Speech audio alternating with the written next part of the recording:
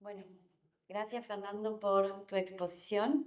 A continuación, Clara Bejerano Pellicer nos presentará la conferencia Música y Culto en el Hospital de la Caridad de Sevilla, en la Edad Moderna. Es profesora titular del Departamento de Historia Moderna de la Universidad de Sevilla, doctora en Historia por la Universidad de Sevilla, licenciada en Historia y Ciencias de la Música por la Universidad de La Rioja en 2013 y titulada en Música, especialidad de percusión en el Conservatorio Francisco Guerrero de Sevilla en el 2006. Realizó su tesis doctoral, La música y los músicos en la Sevilla de los Austrias, sobre la historia social de la música en la modernidad en el Departamento de Historia Moderna de la mencionada universidad. Su tesis doctoral ha sido galardonada con el premio de la Fundación Focus Abengoa a la mejor tesis doctoral sobre un tema relacionado con Sevilla en el año 2011 y con premio extraordinario de doctorado a la Universidad de Sevilla del curso 2010-2011. Es autora de las monografías El mercado de la música en la Sevilla del siglo de oro, Los sonidos de la ciudad, el paisaje sonoro de Sevilla en los siglos XVI al XVIII y Los Medina, redes económicas y sociales en torno a una familia de músicas entre el Renacimiento y el Barroco. Ha realizado estancias de investigación en la Universidad Roma III, en la Universidad de Oxford y en la University College de Londres. Forma parte de varios grupos y proyectos de investigación de carácter internacional. En la actualidad sigue investigando como profesora titular del Departamento de Historia Moderna de la Universidad de Sevilla sobre historia social y cultural en los siglos de la modernidad, con especial atención al perfil socioprofesional de los músicos, al paisaje sonoro urbano, a la percepción e inserción en las estructuras mentales y a la función de la música y la danza en el aparato ritual y festivo. Muchas gracias. Gracias por la presentación y gracias por la invitación, ¿no? Para mí es un placer estar aquí rodeada de estos expertos y hablando de temas tan sumamente importantes para la historia de Sevilla, ¿no? Y supongo que lo que ustedes pueden estar preguntándose ahora mismo es ¿y a qué viene la música ahora, verdad? Bueno, pues es verdad que puede parecer extraño que hubiera un lugar para la música en el austero mundo de la hospitalidad, particularmente en esos dramáticos momentos en que la ciudad de Sevilla tuvo que atravesar a lo largo del 600, ¿no? No obstante, no olvidemos que bueno, en el marco de este seminario, hablando de este espléndido aparato iconográfico, que la Hermandad de la Caridad apostaría por la proyección social a través del arte y, como veremos, de la ceremonia, ¿no? El sentido tridentino de la solemnidad comprendía una amalgama de estímulos sensoriales coordinados, entre los que no podían faltar los auditivos. La teatralidad barroca, a la que se ha referido el profesor Quiles acertadamente, requería un paisaje sonoro de impacto emocional. A lo largo de este curso pues, visitaremos los sonidos que caracterizaron el culto de la Santa Caridad dentro de su iglesia, pero también fuera de ella. Antes de abordar la música, que corresponde a momentos estelares, a momentos especiales, ¿no? Se hace necesario adentrarse en los sonidos más habituales, ¿no? Para su contextualización.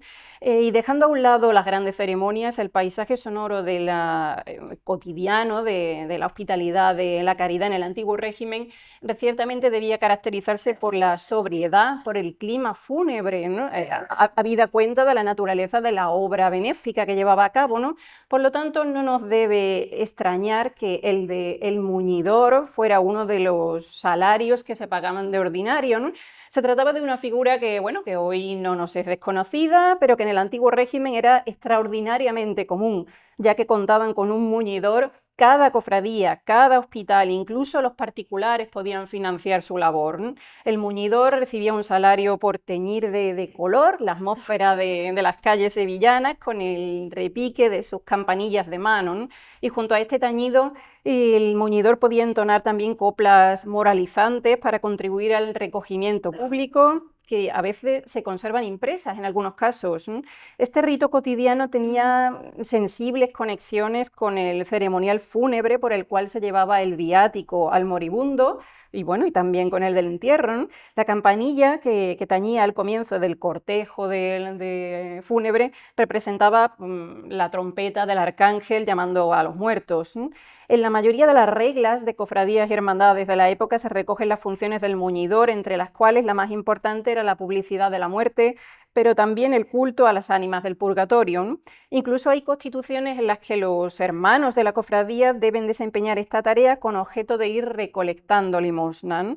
La mención a las campanillas puebla también las reglas de la Hermandad de la Santa Caridad, ¿no? Especialmente para ritos fúnebres, para predicaciones, lecturas, disciplinas, en el contexto cuaresmal, ¿no? En las que debía de reinar el silencio, incluso las lecturas se debían hacer en tono bajo, así es como se indica, ¿no?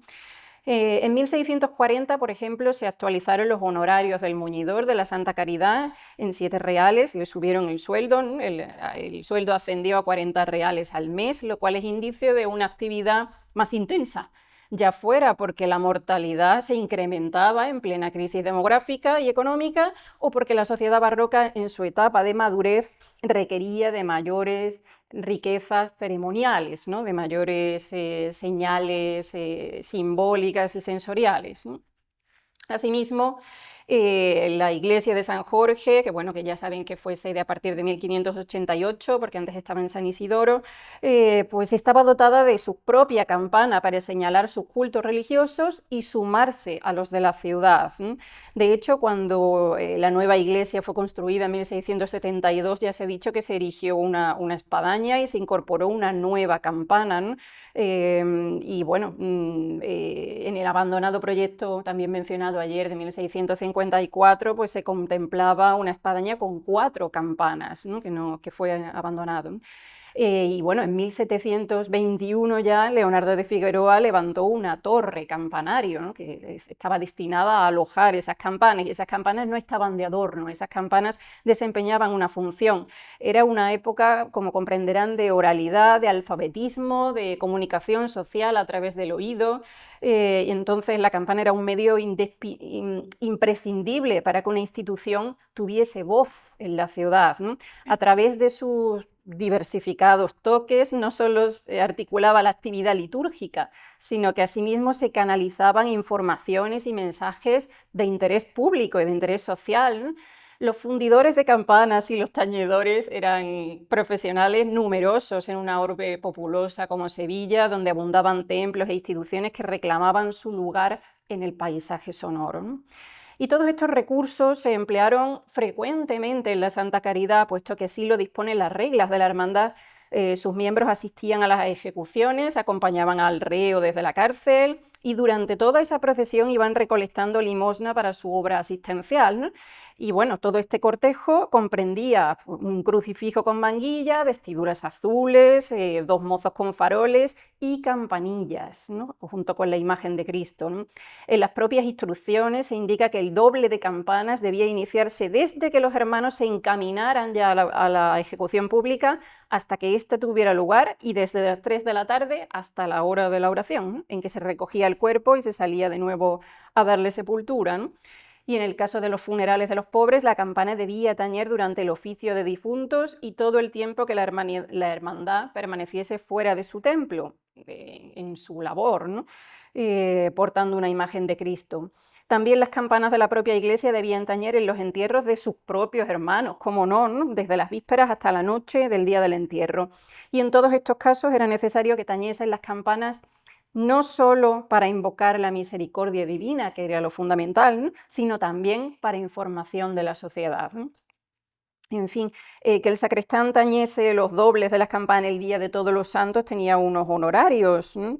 Grababa las cuentas de la hermandad, ¿no? A finales del siglo XVII costaba 36 reales, ¿no? Más adelante fue más económico, ¿no? En 1732, además, la hermandad contaba ya con un reloj de campana que también necesitaba mantenimiento. No se trata de este, pero sería uno similar a este, ¿no? Y además de los tañidos de campanas, en alguna ceremonia se empleó un órgano portátil alquilado, puesto que conservamos apuntes de lo que costó traerlo y llevarlo, ¿no? Ya para 1714 ya tenemos constancia de que la hermandad poseía su propio órgano, puesto que se pagaba el mantenimiento de sus registros, ¿no?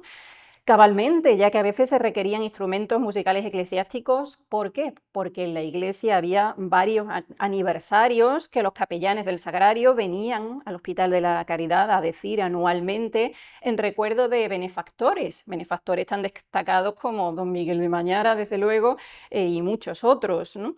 Y estos aniversarios comprendían una vigilia, una misa cantada, y bueno, muchos otros ingredientes, ¿no? Para ceremoniales, ¿no? Y asimismo, la Iglesia de la Hermandad era destinataria de fundaciones y de donaciones de devotos particulares, ¿no? Aunque no fueran hermanos, ¿no? Como, por ejemplo, en 1718, don Jerónimo Rómulo Arias cedió 50 reales cada año para que se celebrara allí una misa cantada el tercer día de la octava de la festividad de la Inmaculada Concepción, ¿no? Y esto no es más que un ejemplo, ¿no?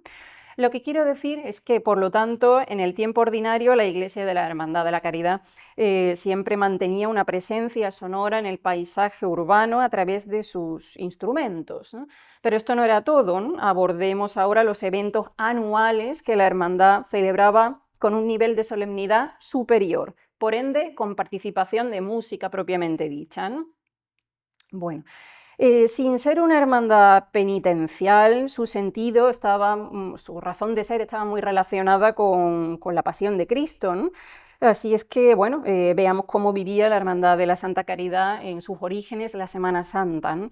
Anualmente, como preámbulo de la misma, la Hermandad organizaba una procesión que transitaba desde su iglesia hasta el colegio de San Isidoro de la Catedral, con el objetivo de enterrar los huesos de los ajusticiados, los restos humanos, abandonados en la capilla de los ahorcados que había en el compás de San Miguel, ¿no? Tradicionalmente a los ejecutados se los dejaba pender del patíbulo y solo el sábado de Pasión la Hermandad de la Caridad los recogía en memoria del entierro de Cristo. Descolgarlos y darle cristiana sepultura era una de sus principales obligaciones, de sus originales obligaciones, ¿no? El cortejo discurría con las mismas ceremonias que cuando acudía a una ejecución. La única solemnidad que se prevenía para ello era el doble fúnebre de las campanas, ¿no? De lo que se encargaban las campanas de la catedral. El hospital encargaba a las campanas de la catedral y pagaba ese doble, ¿no? Por ejemplo, en 1608 no tenemos datos de que se dispusiera otra cosa para esa procesión de los huesos, ¿no? No obstante, en otras fechas barrocas la austeridad no fue tanta. En 1645, por ejemplo, los cadáveres de los ajusticiados fueron llevados a la capilla el domingo de Ramos, a las 5 de la tarde, después de un responso y un sermón solemne en la iglesia de la Hermandad. Y para el evento fue necesario contar con clérigos de la parroquia del Sagrario, frailes de 2 conventos como acompañamiento, una partida de cera, bancos, la asistencia de la capilla de música de la catedral, la cual cobró 150 reales de los 3.137 que montó la celebración. La música al final fue poco menos que un 5% del precio, ¿no? Y gozar de un responso con tantos honores, a los que en vida probablemente ellos jamás pudieron aspirar, suponía para estos ajusticiados muertos en la ignominia una asimilación con sectores acomodados de la sociedad que gozaban de un entierro, vamos, de un responso con estos lujos, ¿no? Evidentemente la hermandad consideró que era su obligación enriquecer el acto, no tanto para transmitir honores a los ejecutados, sino para darle una dimensión pública al acto, una dimensión catequética, ¿no? Digamos, para atraer al público de alguna forma, ¿no? a la feligresía que pudiera recibir una lección edificante, ¿no? Por otro lado, el Jueves Santo los hermanos llevaban a cabo una procesión de disciplinantes, ¿no? Que está documentada desde 1589, ¿no? Aunque se trata de un acto austero, penitencial, ¿no? Tal cual lo retrataba Goya mucho después, ya en el siglo XVIII, el que estamos hablando desde el siglo XVI, ¿no? En la Santa Caridad. Y aunque era un acto austero y penitencial, como digo, también se perseguía una cierta proyección pública para lograr un efecto ejemplar, por lo que la música era un recurso necesario. La música al uso en este tipo de eventos era el canto llano o gregoriano, ¿no? La forma más sencilla de vocalidad, puesto que todos cantan al unísono, solo es una voz, ¿no? Y su repertorio principal era el Miserere o el Salmo 50, ¿no? Junto con otros salmos de carácter penitencial, ¿no?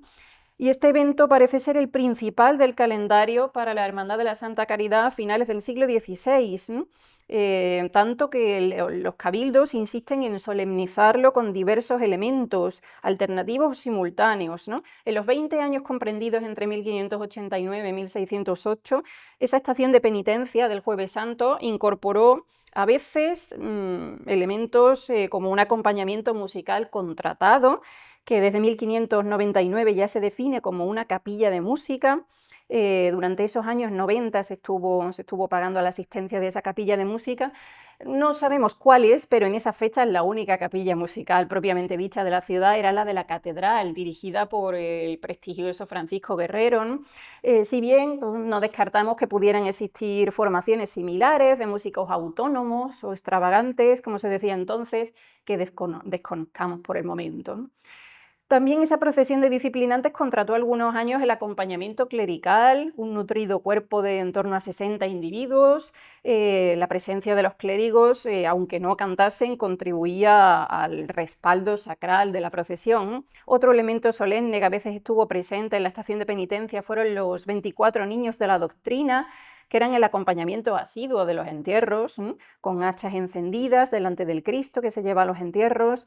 Eran contratados como símbolo de pureza, aunque a veces su comportamiento no siempre fue ejemplar, ¿eh? Hay algunas anécdotas. Claro, la Hermandad de la Santa Caridad tenía una relación muy estrecha con estos niños, conocía muy bien sus virtudes o sus defectos, puesto que se movían en los mismos ambientes funerarios, ¿no? Continuamente, ¿no? Asimismo, algunos años estuvieron presentes en la procesión del Jueves Santo un grupo de 8 mozos de coro de la catedral, ¿no? No necesariamente tenían que cantar, no todos cantaban, ¿no? Y tampoco fue extraño ver en las procesiones de penitencia de esos años a 3 trompetas encabezados por Francisco Ortiz, a veces 2. La presencia de trompetas, bocinas, tarazainas, aerófonos de gran tamaño, en definitiva, ¿no? Las procesiones penitenciales era relativamente común, ¿no? Es más, los intérpretes de trompeta eran bienvenidos como hermanos en general en cualquier cofradía, ¿no? Algo dispuesto en las reglas, muy común en las reglas del siglo XVI, ¿no? Y adicionalmente, bueno, en 1591 la capilla musical de la Catedral de Sevilla salió a recibir a la procesión de disciplinantes de la Santa Caridad y la acompañó en su recorrido por el perímetro exterior del templo, ¿no?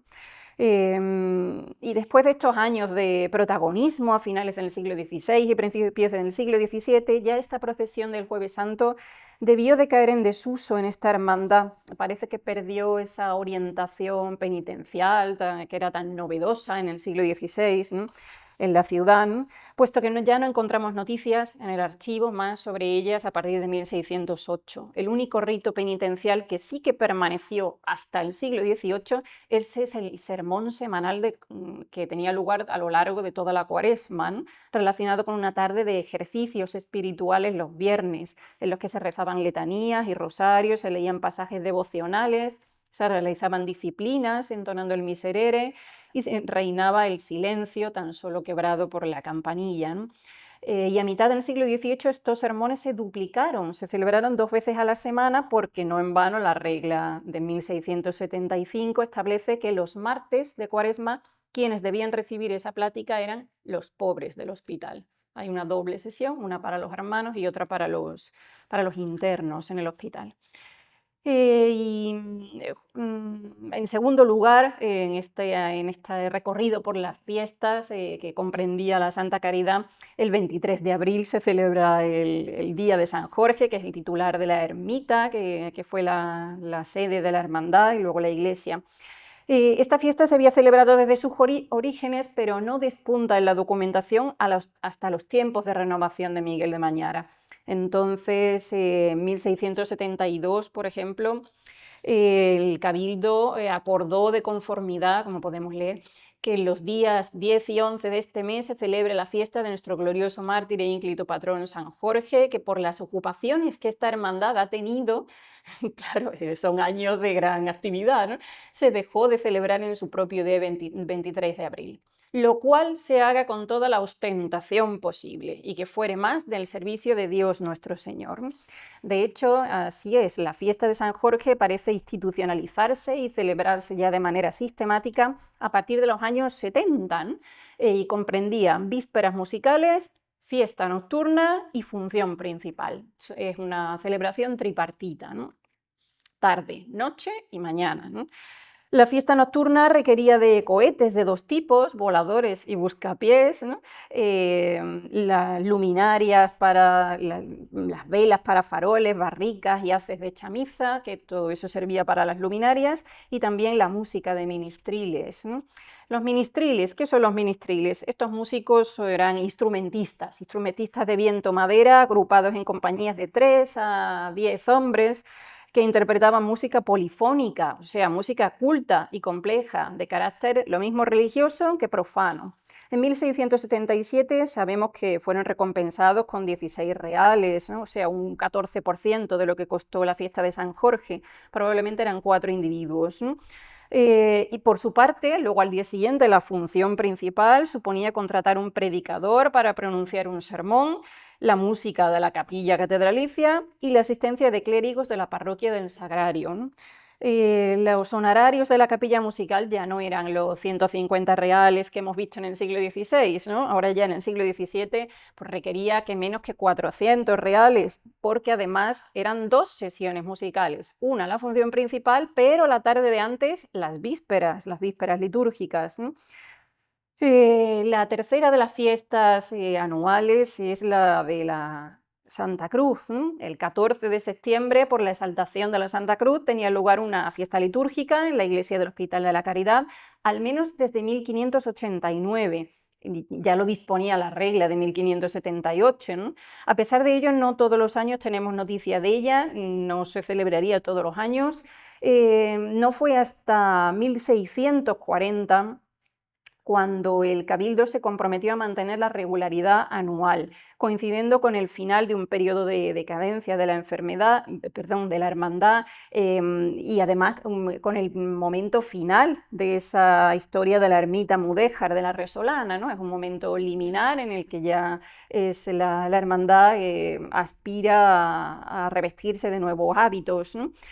Para estas fechas ya no se menciona la procesión del Jueves Santo, ¿no? Esta fiesta de carácter más festivo ha pasado a ser la primordial de los hermanos, la de la exaltación de la cruz, tal vez por ajustarse mejor al formato de fiesta institucional que estaba de moda, que se usaba en la sociedad sevillana del siglo XVII, ¿no? Aunque seguía honrando a la Pasión de Cristo, en definitiva, ¿no? Y no en vano esta devoción, la de la exaltación de la Santa Cruz, se representó en esa nueva iglesia en la tribuna, ¿no? En gran formato, ¿no? Tiene un gran protagonismo en esos años centrales del siglo XVII, ¿no? Para solemnizarla se hacía venir un sacerdote de la vecina parroquia catedralicia del Sagrario para que oficiara la Eucaristía, un predicador invitado que pronunciaba un sermón y se contrataba a la capilla de música, ¿no? Además, en 1589, por ejemplo, se convocó mediante un cartel un certamen poético en torno a la advocación de la Santa Cruz, con premios, ¿no? En 1632, en vez de la justa literaria, se menciona una fiesta nocturna a la víspera que consistía, bueno, ya lo hemos visto, en un espectáculo pirotécnico, unas luminarias y música instrumental al pie de la cruz. Incluso se mencionan colgaduras años más adelante para engalanar la iglesia, ¿no? A pesar de los buenos propósitos del Cabildo, es probable que el ritmo anual de esa celebración no pudiera sostenerse en los años más duros para la ciudad, ¿no? En la franja central del siglo XVII, coincidiendo con las epidemias, ¿no? Ya para 1661 esta fiesta vuelve a resurgir en la documentación con renovado esplendor. No olvidemos que, bueno, que ya la iglesia ya las obras estaban muy avanzadas, es cuando se redactan nuevas reglas, 1661, y vemos cómo además se produce una hipertrofia de marcado carácter barroco, ¿no? Puesto que la fiesta ya se ha extendido desde las vísperas, el 13 de septiembre, hasta el domingo siguiente, 18 de septiembre, ¿no? Lo cual significa que ha adquirido la extensión de 5 días, ¿no? Con colgaduras de terciopelo, de damasco carmesí, con galones dorados para la iglesia, 4 altares efímeros en honor a la Santa Cruz, 5 fiestas litúrgicas, por lo tanto, cada uno de los días, con su víspera, misa, sermón y capilla de música de la catedral. En fin, nos puede parecer mucho, pero este bosquejo responde por completo al modelo de fiesta barroca sevillana de esa cronología, ¿no? Véanse como punto de comparación, por ejemplo, los fastos organizados en torno a la inauguración del Sagrario de la Catedral en 1663 o la inauguración de la iglesia de Santa María la Blanca, que también era sufragánea del Sagrario, al igual que la de San Jorge en 1666, es el momento en el que están acabando las obras de la sala capitular, la Casa de la Misericordia. Son años de gran renovación, ¿no?, en la ciudad, de iglesias, de retablos, de gusto barroco, además todas ellas llevadas a cabo prácticamente por los mismos artistas, ¿no? Son años de solemnidades en la ciudad, además al calor de la devoción mariana, estimulada por el breve papal inmaculista de 1661. Digamos que le podemos tomar el pulso a la ciudad en esos años, en los años 60, 70. Sevilla parece resurgir de sus cenizas después de una debacle como la que tuvo lugar en los años 50, ¿no? Digamos que Sevilla aspira a una segunda edad de oro del barroco, ¿no? Y por eso se reviste con una nueva piel, con unos nuevos gustos estéticos, ¿no? Y todo eso no se queda en la epidermis, no solo son artes plásticas, no podemos olvidar la faceta performativa, es decir, las artes escénicas, ¿no?, que también estaban transformándose en la misma dirección, ¿no? Está claro que además la presencia, el carisma de don Miguel de Mañara tiene una influencia en ello.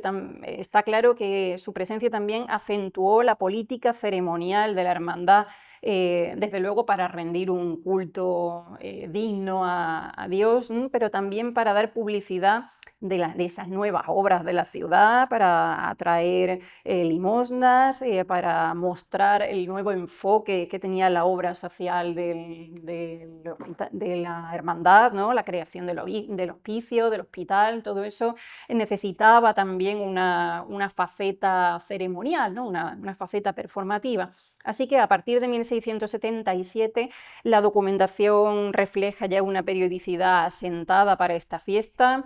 Ya cuando el grueso de las obras está terminado, ¿no?, ya Mañara pues, puede asignarle un mayor presupuesto, dedicarle más tiempo, ¿no?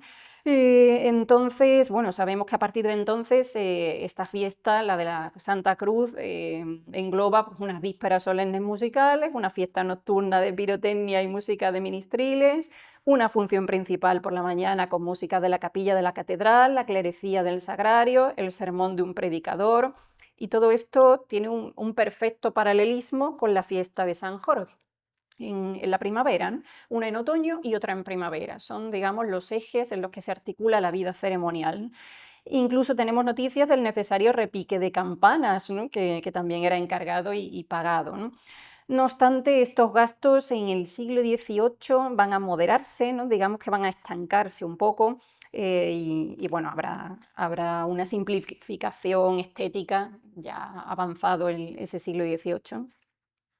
Y bueno, después de la Semana Santa de San Jorge y de la exaltación de la Santa Cruz, por último, a primeros de noviembre, en un día variable dentro de la octava de la festividad de Todos los Santos, la hermandad siempre celebraba conmemoraciones a los difuntos, ¿no? En el caso de una hermandad consagrada al culto fúnebre, este rito cobraba una relevancia ineludible al dedicarse a los hermanos fallecidos y también a los pobres difuntos, ¿no? En 2 días sucesivos, la regla establecía que se celebraran sendas funciones solemnes que constaban de vigilia, misa cantada, sermón y música en nuestra iglesia con túmulo moderado, ¿no?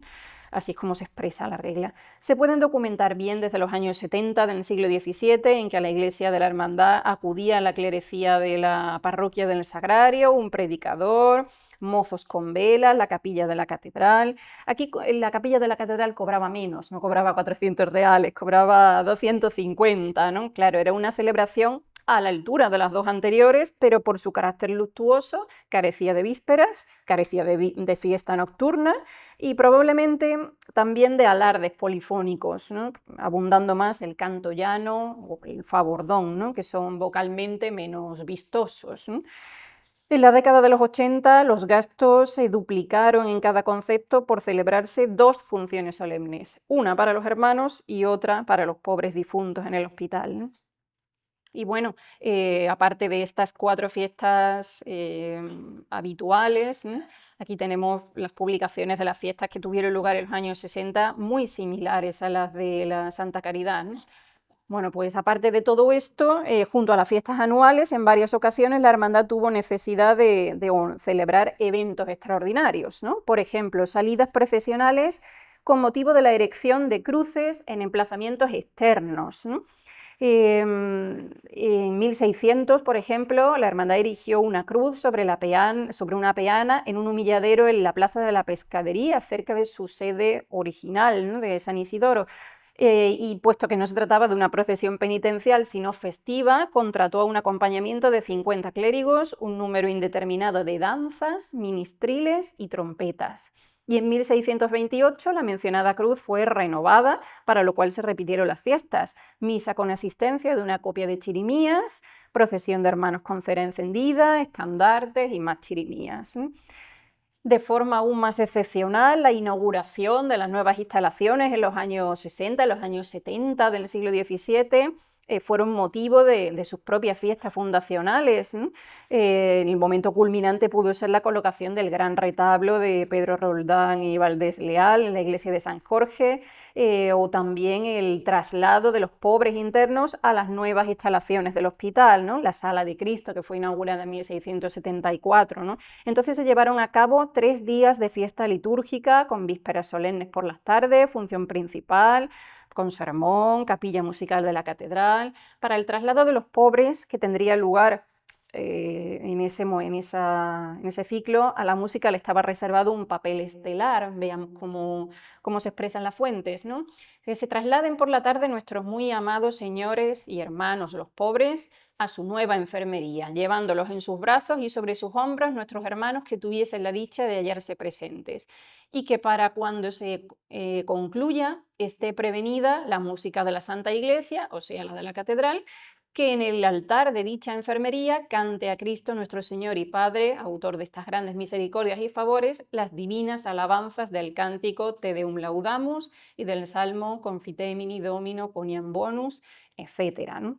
En ocasiones la actividad ceremonial se amplía y las fuentes dan cuenta de nuevas fiestas que no se celebran todos los años, ¿no? Por ejemplo, en 1677 se invirtieron 390 reales en solemnizar los maitines de Nochebuena, presumiblemente bajo la forma tradicional del encargo e interpretación de villancicos compuestos por insignes músicos, ¿no? Y bueno, por último, las honras, ¿no? Las honras fúnebres por los hermanos que fallecían, ¿no?, destacando desde luego las que tuvieron lugar por Miguel de Mañara en 1679, y bueno, como ejemplo de honras fúnebres de un hermano mayor menos celebrado, ¿no?, por ejemplo las de Antonio de Lemos en 1683, pues ahí se asignaron 677 reales y medio, de los cuales la capilla de música de la catedral se llevó 300, ¿no?, casi la mitad, ¿no? Y el resto se fue en cera, clérigos del sagrario y un sermón, ¿no? Bueno, aunque aquí hayamos presentado la vida ceremonial de la hermandad de forma intensiva, lo cierto es que el calendario de fiestas tampoco fue constante, ¿no? Salvo excepciones, la Hermandad de la Santa Caridad no se puede decir que sea una cofradía ostentosa, porque bueno, siempre estuvo concienciada de su labor benéfica, especialmente a partir de la reforma de Mañara en el siglo XVII. De hecho, fue sonada su renuencia a participar fastuosamente en los festejos por la canonización de San Fernando en 1671, a pesar de las presiones sociales, de las presiones del propio arzobispo, ¿no? Es verdad que las fuentes son especialmente ricas, las fuentes sobre fiestas son especialmente ricas en la década de 1670, pero no olvidemos que ese momento constituyó una revolución en la historia de la hermandad, en que se estaban estrenando tantas cosas nuevas. Es comprensible que los cultos fueran más espléndidos que nunca, ¿no?, siempre en torno a causas escogidas, ¿no? Pero aquí me gusta traer algunos datos, ¿no?, como punto de referencia, ¿no? En 1670, por ejemplo, que tenemos jugosos datos para comprender la dimensión económica del culto, podemos ver cómo, bueno, los gastos generales de la hermandad en ese año se ascendieron a 652.418 reales, de los cuales solo 1.600 reales corresponden a las 3 festividades de obligación de esta casa: San Jorge, la exaltación de la cruz y las honras de los difuntos, ¿no? Es decir, un 0,25% del presupuesto, ¿no? Al año siguiente, que los gastos no fueron tan gravosos, pues un 0,65%. Y bueno, entre las tres fiestas está claro que a la que más, en la que más se hace una inversión es en la de San Jorge, ¿no? Que supone un 55,6%, ¿no? En el siglo XVIII en general se va a ver una evidente burocratización del ritual festivo, cesan las fluctuaciones en los gastos, las fuentes son mucho más parcas en detalles, los mismos apuntes y cifras se repiten año tras año, lo cual revela ya una rutina carente de relevancia social y mental, ¿no? El gran momento de las fiestas barrocas de la hermandad fueron pues, los años de Miguel de Mañara, ¿no? En fin, me gustaría cerrar exponiendo pues, algunas ideas que me gustaría que no pasaran desapercibidas, ¿no? La Hermandad de la Santa Caridad de Sevilla atraviesa tres fases en su historia ceremonial, en su historia cultural durante la Edad Moderna. Unos primeros tiempos renacentistas, centrados en la penitencia y la muerte, con la Semana Santa como apogeo, su misión fundamental era enterrar muertos, ¿no? Luego una primera época barroca más fastuosa, representada en el culto a la Santa Cruz, y en la que la hermandad aspiraba a adentrarse en un nuevo espíritu, una nueva presencia social, y luego un barroco tardío a partir de Miguel de Mañara en torno al santo patrón San Jorge y la asistencia social no tanto a los muertos como también a los vivos, ¿no? Esa obra social del hospicio, del hospital, ¿no? En cualquiera de estas fases, las fiestas de la hermandad persiguieron la proyección en la sociedad, puesto que buena parte de la economía se fundamentaba en limosnas de particulares para llevar a cabo su obra benéfica, y porque además estas fiestas tenían indudablemente una vocación catequética, ¿no? Por lo tanto, en cualquiera de sus fiestas tuvo la necesidad de música que tendía a contratar bajo los modelos imperantes, es decir, lo que ofrecía el mercado musical, ¿no? Empleó la música tanto en ceremonias litúrgicas interiores como en sus salidas exteriores, ¿no? El calendario anual de fiestas contemplado en esta regla tenía una importante concentración en primavera, ¿no? Ya saben, los ritos de Cuaresma, vísperas de Semana Santa, Jueves Santo, fiesta patronal de San Jorge, y su contrapartida después del verano con la fiesta de la exaltación de la Santa Cruz, ¿no? Y la cita de noviembre no podía faltar al tratarse de una cofradía de vocación fúnebre. Algunas de estas ceremonias de carácter patronal se ajustaron al modelo contrarreformista, como hemos visto, de vísperas, fiesta nocturna y función solemne. Y otras más específicas conservaron su gusto por la austeridad, por la estética fúnebre. Si bien en Cuaresma abundaron los sermones, ejercicios de disciplina y lecturas de las pasiones, por doquier, ¿no? En cualquier sitio de Sevilla. En noviembre se rendía culto litúrgico a los santos en todas partes, y en Semana Santa la Santa Caridad no era la única procesión penitencial, pero en cambio sus dos fiestas patronales, la de San Jorge y la de la exaltación de la Cruz, sí que debieron de gozar de bastante protagonismo en sus fechas, ¿no? Al no coincidir con manifestaciones de otras instituciones, ¿no? Entonces pudieron tener una mayor proyección pública, y eso es lo que nos explica que, bueno, que se hiciera un mayor esfuerzo económico, ¿no? En esas dos fechas, ¿no? La mayor parte de las ceremonias tuvieron un formato litúrgico, su escenario mayoritario es la capilla de San Jorge, que bueno, que ya saben que antes de 1641 pues no gozaba de las mejores condiciones, ¿no? Las fuentes testimoniales dicen que llegó a encontrarse hasta 10 escalones por debajo del suelo, ¿no? Lo cual nos invita a pensar en una acústica favorable al recogimiento, a la discreción, en un espacio pues, no muy iluminado, ensordecido, muy húmedo, ¿no? A partir de la erección de la actual iglesia de San Jorge, estas ceremonias pudieron gozar de un escenario más confortable, mejor dotado desde el punto de vista iconográfico, en fin, es una obra maestra catequética del barroco artístico, ¿no? Y la música debió de inspirar especialmente a quienes contemplaban el sobrecogedor retablo de Pedro Roldán o las pinturas de Valdés Leal o de Murillo, creando una sinergia entre la comunicación visual y la auditiva. Evidentemente, las artes se comunican entre sí, ¿no? Y bueno, precisamente porque la mayor parte de las ceremonias tuvieron lugar en un escenario eclesial, pues la música escogida siempre se ajustó al formato de capilla musical, ¿no? Es presumible que siempre fuese la capilla de la catedral, ¿no?, la que satisfaciera estas necesidades, por ser sufragánea de la parroquia del Sagrario, la cual se ubicaba en la propia catedral, ¿no? Es decir, era su vecina, vaya. Esto significaba una música de textura polifónica, una música al mismo tiempo vocal e instrumental, con la participación del órgano, que a veces se menciona en las fuentes, ¿no?, con un repertorio sacro de carácter sofisticado, complejo, culto, ¿no?, con textos procedentes de la Biblia y con música de los mejores compositores de la época, ¿no?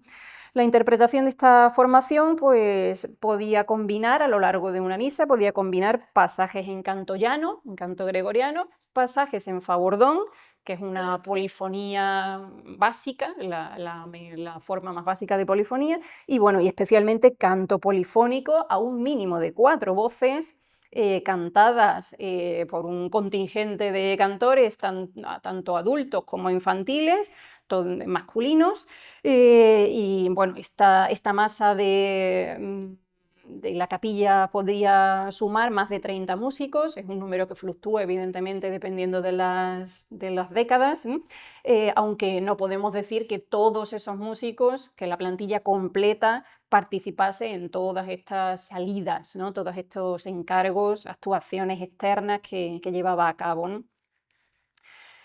Para construir hipótesis sobre el repertorio que debió de sonar en estos actos, no hay más que acercarse al fondo musical de la Catedral de Sevilla, ¿no? En fin, durante el siglo XVII ocupaban el magisterio de esta capilla músicos que culminaban su carrera, que venían de otros lugares, ¿no?, eminentemente procedentes de la corte de Madrid, ¿no?, que primero trabajaron en la Capilla Real, en las Descalzas, en el Monasterio de la Encarnación. Algunos de los que coincidieron con estos años que hemos hablado pues pueden ser Luis Bernardo Jalón, Juan Sanz, Miguel Tello, Alonso Juárez, que se destacaron por implementar novedades que venían de la corte, ¿no?, novedades estilísticas, policoralidad, es decir, ubicar varios coros en diversos espacios de la iglesia, diversidad instrumental, ¿no? Todas estas novedades pues, debieron de oírse también, de llevarse a cabo entre los muros de la iglesia de San Jorge, ¿no? Y bueno, evidentemente esa historia de la música barroca evoluciona al mismo ritmo que la historia del arte, de la pintura barroca, de la escultura barroca, de la arquitectura, ¿no? Si en alguna ocasión la hermandad necesitó los servicios de otro tipo de músicos, como fueran los ministriles o un par de trompetas, fue para eventos que tuvieron lugar en los exteriores, ¿no?, ya fuera para una fiesta de luz y pirotecnia o una procesión de Semana Santa, una procesión en torno a la cruz, ¿no? Porque claro, la acústica a cielo abierto requería de efectos mucho más sonoros, ¿no? Bueno, aquí tenemos representado una capilla que ni mucho menos es la de Sevilla, es una capilla alemana ya de fechas avanzadas del siglo XVIII, pero que dentro de la pobreza iconográfica que tenemos sobre el tema, nos da una idea sobre la variedad de componentes que la nutrían, ¿no?, desde los seises, los niños cantorcillos, hasta los instrumentos de cuerda, los instrumentos de viento, incluso de percusión en ocasiones, ¿no? Bueno, las ceremonias litúrgicas de la Santa Caridad implicaron a los hermanos de la misma como devotos practicantes, pero todas estas tareas fueron encargadas evidentemente a agentes externos, ¿no? Las funciones solemnes reunían a clérigos, predicadores, músicos, mozos, niños, todos contratados, ¿no? Y por lo tanto ellos venían de desempeñar estas mismas funciones en otros espacios y eventos. Por tanto, estas fiestas asimilaron a la Santa Caridad con otras corporaciones que los rodeaban y sintonizaron con las formas rituales de la ciudad, ¿no? El componente social de la Hermandad de la Santa Caridad pues, siempre fue socialmente elevado, sus miembros eran de la clase media sevillana, de algunos nobles de hábito, de órdenes militares, títulos nobiliarios, canónigos. Si bien la hermandad llevó a cabo prácticas características de su identidad y con la participación activa de sus miembros, fue precisamente en sus salidas al exterior, procesiones de disciplina, asistencia a ejecuciones, traslado de restos mortales, y en esos eventos que llevaron a cabo en el exterior, pues precisamente no se destacaron por la música porque no era necesario, ¿no? Porque su propia obra benéfica ya llamaba la atención social y ya tenía sus propios tenues sonidos, los relacionados con el rito de la muerte, como las campanillas, oraciones, silencio o el doble de campanas, ¿no? Y ahí el público destinatario fue la ciudad al completo, ¿no? Desde la élite hasta la picaresca, ¿no? Bueno, en definitiva, la Hermandad de la Santa Caridad simultaneó unos cultos internos austeros y penitenciales de paisaje sonoro fúnebre vinculados con su identidad original, con otras fiestas de carácter más urbano, más barroco, de un paisaje sonoro más vistoso, más diversificado, que tenían como objeto su integración en la sociedad. La aportación más original de esta hermandad pues, pudo ser precisamente el equilibrio entre los dos modelos, ¿no? Y bueno, finalmente cabe especular acerca de la fuerza inspiradora que pudo ejercer la Hermandad de la Santa Caridad y su estilo ceremonial también en la sociedad de la época, puesto que no en vano decenas de hermandades de la caridad diseminadas por toda Andalucía se declararon filiales suyas y solicitaron copia de sus reglas, ¿no? Es posible que estos hábitos ceremoniales también lograran un eco pues, más allá de la ciudad de Sevilla, ¿no? Muchas gracias.